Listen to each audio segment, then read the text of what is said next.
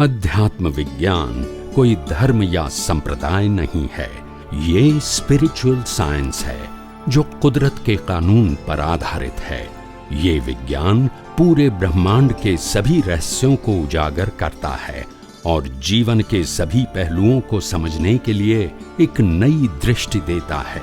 इसी को art of vision कहते हैं, दुनिया को देखने की एक नई दृष्टि, जो अध्यात्म विज्ञानी परम पूज्य स्वामी श्री कमलेशानंद जी के निर्देशन में सनातन सत्य का अनुसंधान कर हमारे जीवन को प्रकाशित करे। जय सच्चिदानंद।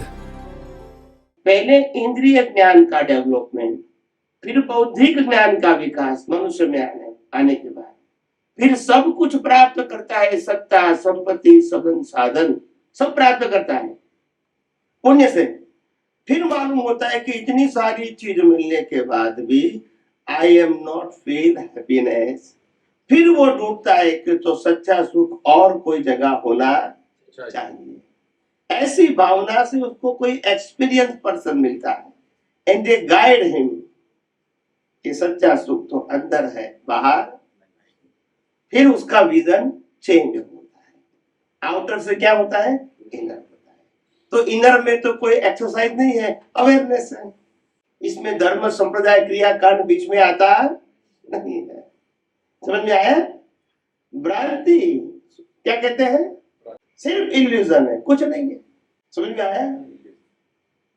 एक महाशय ने मेरे को प्रश्न पूछा था, इज आर्टिफिशियल इंटेलिजेंस में उन्होंने पीएचडी किया। क्या किया है?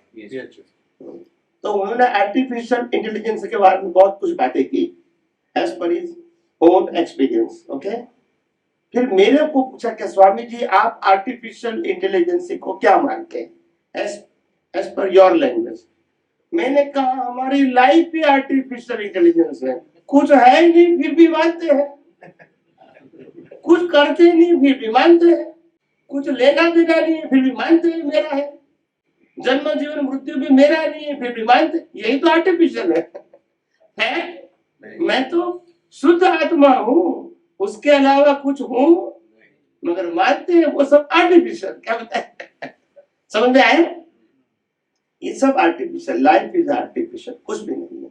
It is control and govern by law of, कुछ भी हमारे हाथ में नहीं है। सिर्फ भ्रांति, अज्ञान। बीच में एक और तत्व आता है, मन, जिसकी हम बात करते हैं। हमने अहंकार की बात की, योगी की, आत्मा की, बीच में मन भी आता है। तो मन क्या है तत्व? मन जो है ना, उसको हम कैसे समझेंगे इसके बीच में? मन इज योर बिलीफ। उसमें रॉन्ग राइट दोनों आते हैं, मगर बिलीफ है तो बिलीफ सिस्टम है। हाँ, तो बिलीफ से आपका एक्सपीरियंस होगा, आर द रिलेटिव या रियल। अनुभूति you cannot express in a word, just realize. I will give you example. दो भाई है, दो ब्रदर्स, छोटा एंड बड़ा। बड़े भाई ने कुछ क्राइम किया तो उसको 20 साल की जेल हुई। कितनी? 20।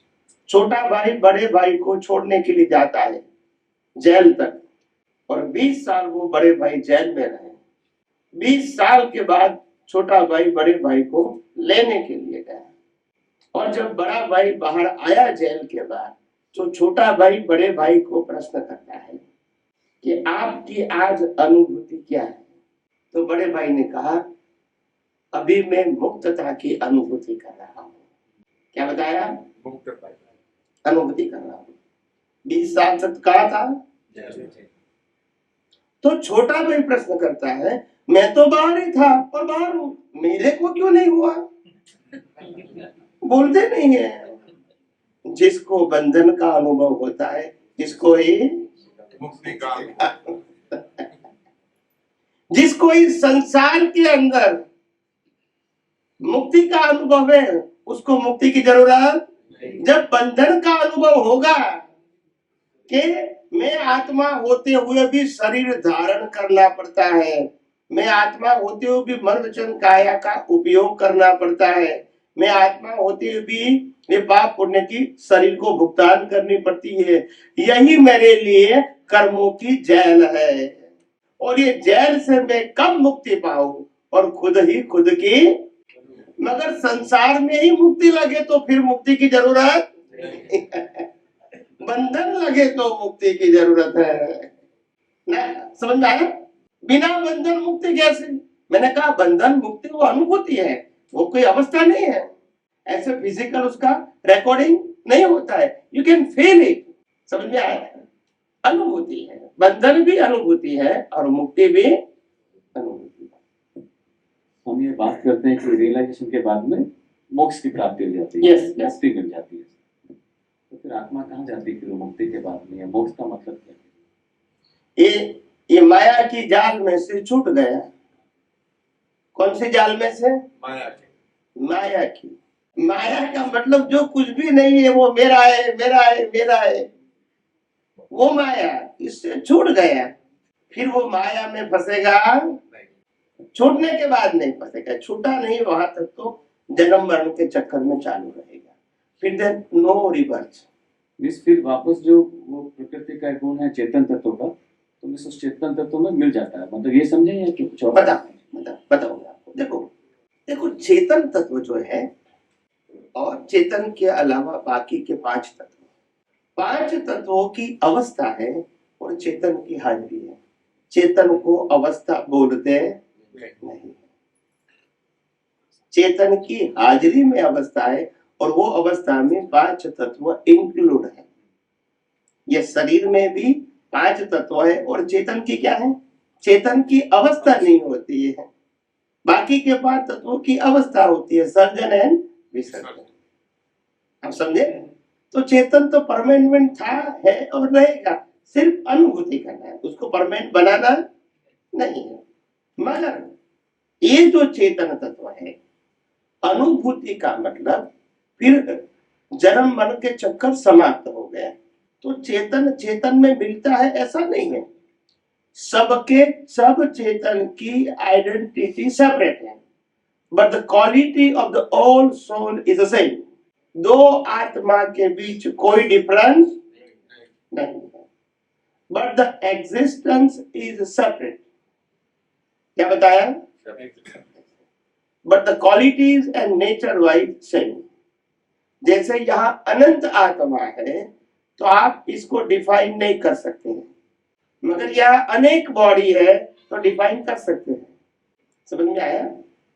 तो वहां एक है, एग्जिस्टेंस अलग है, मगर quality and nature and existence wise same. जैसे मैं एग्जांपल दूं, जैसे 100 ग्राम की गोल्ड की लकड़ी है, 100 ग्राम की 24 कैरेट का गोल्ड है, 100 ग्राम की एक लकड़ी। ऐसी 1 लाख लकड़ी है, 1 लाख, और इसका ढेर कर दिया। क्या कर दिया? हम इसको गोल्ड बोल सकते हैं, यस और नो? मगर लकड़ी वाइज क्या है एंड क्वालिटी वाइज भी, बट टोटल क्या है? ऐसे लाख सोल को भी सोल बोल सकते हैं, 1 सोल को भी, कोई डिफरेंस है ही नहीं। रिलेटिव सत्य में क्वालिटी एंड क्वांटिटी होती है, यहाँ तो सिर्फ क्वालिटी है, तो आप इसको डिफाइन नहीं कर पाए। आप समझे ना? इसीलिए तो सोल में कुछ है नहीं, नो डिफरेंस। मतलब कहीं मोक्ष के बाद कहीं जाना नहीं है, कि मिलना नहीं है, बट वो अनुभूति है और वो सोल। और बॉडी नहीं है ना, there is no any kind of physically mentally and speech exercise. Body नहीं है फिर क्या है? कई लोग कहते हैं कि भी मोक्ष में जाके क्या करना है? भी क्रिया शरीर को लागू पड़ता है कि आत्मा को लागू पड़ता है? शरीर है तो क्रिया की बात है, आत्मा को क्रिया कैसे लागू पड़ी? वो तो अपने स्वभाव में होता है। समझ में आया? मगर क्या है कि जिस प्रकार से हमारा माइंड जो यूज्ड हो गया है ना कि कुछ करके बिना कैसे जीवन होता है, तो लाइफ फिजिकल को कहते हैं, सोल को लाइफ नहीं कहते। समझे? एग्जिस्टेंस परमानेंट इसको सोल कहते हैं, एग्जिस्टेंस टेम्पररी इसको लाइफ कहते हैं। तो उसमें अवस्था होती है, परमानेंट की अवस्था नहीं होती है। मनुष्य मोक्ष पाने की इच्छा क्यों करता है, लालसा क्यों करता है? ये बहुत बंधन लगता है तब, इसीलिए नहीं तो फिर यही बंधन तो है, लगता नहीं है। क्या बताया?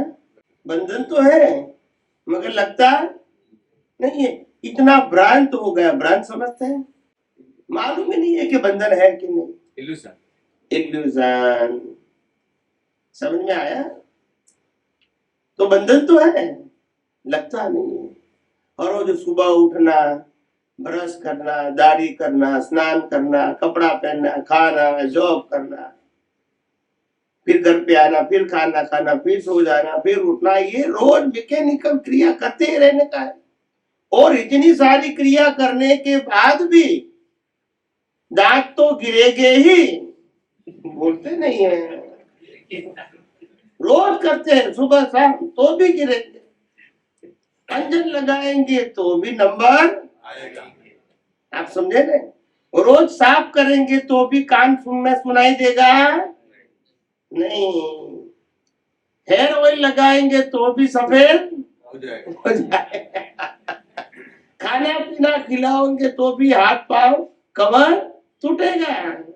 जिसका स्वभाव ही शक्तिहीन होना है। क्या होना है? शक्तिहीन स्वभाव, तभी तो चलाते हैं। एक महाशय जो अपने फील्ड में वो ज्ञानी था, उन्होंने मेरे को प्रश्न किया कि स्वामी जी, ज्ञान तो शरीर में होता है तो इसको जड़ क्यों कहा गया है? क्या बताया? मैंने कहा ज्ञान अगर शरीर को होता है तो हम शरीर को नहीं जलाते। बोलते नहीं है, आके ना तो बोलो। अगर शरीर में ज्ञान हो तो फिर हम जलाएंगे? हमने तो रामकृष्ण महावीर को भी जलाया, तो फिर ज्ञान होते है तो फिर जलाया क्यों? शरीर ज्ञान को व्यक्त करने का इंस्ट्रूमेंट है। शरीर में ज्ञान, जैसे मोबाइल में ज्ञान है, टीवी में ज्ञान है, बोलते नहीं है। वो ज्ञान जो है रिकॉर्डेड, वो प्ले करने का इंस्ट्रूमेंट है, इसमें ज्ञान नहीं है।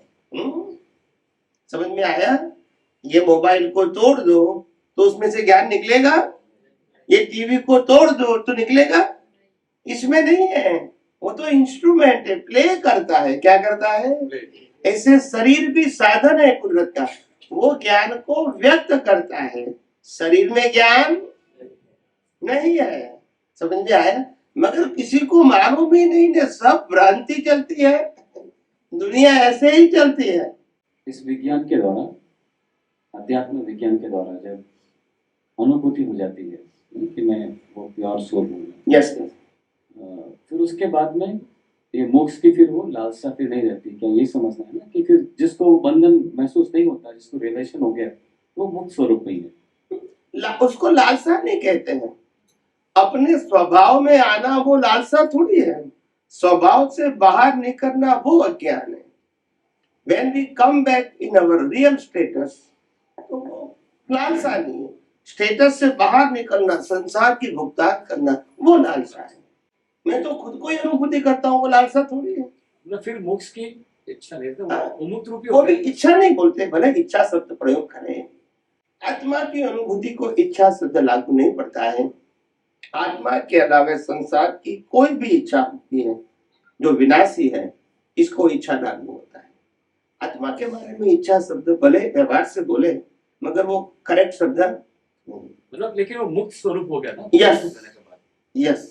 फिर इसको कोई ज्ञान अज्ञान पुरुषार्थ कुछ नहीं, अपने स्वभाव में। समझ में आया? भले शरीर है तो भी जय सच्चिदानंद। जय सच्चिदानंद। ये हम बात तो कर रहे हैं, सामने भी बताया कि मोक्ष है, मुक्ति है, लेकिन आज का साइंस जो बताता है कि पृथ्वी है, ये पृथ्वी है, करेक्ट, और सन है, स्टार्स है, और अभी मोक्ष की बात हम करते हैं तो मोक्ष क्या जगह है, और धर्म भी बताता है कि नरक है, स्वर्ग है, ये पृथ्वी है। तो विज्ञान क्या कहता है कि मोक्ष जगह है, मोक्ष कोई जगह है, और ये साइकिल जो है, जो टोटल ब्रह्मांड है, तो ओवरऑल साइंस के हिसाब से मोक्ष एक जगह है और फिर ये पृथ्वी कितनी है, या किस तरह से ये बाइफर्केशन है, वो थोड़ा बताइए। Yes, ऐसा yes, कैसे? yes.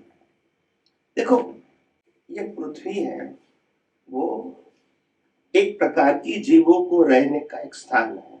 ऐसी बहुत सारी पृथ्वी है, बहुत सारी जगह है जहाँ जीव है, जीव सृष्टि है। और आपने कहा कि ये साइंटिस्ट जो रिसर्च करते हैं, they have a very limited knowledge, very limited. ब्रह्मांड के नॉलेज का 1% भी कोई साइंटिस्ट के पास नहीं है। फिर भी क्योंकि आम आदमी के पास नहीं है, वो उनके पास है।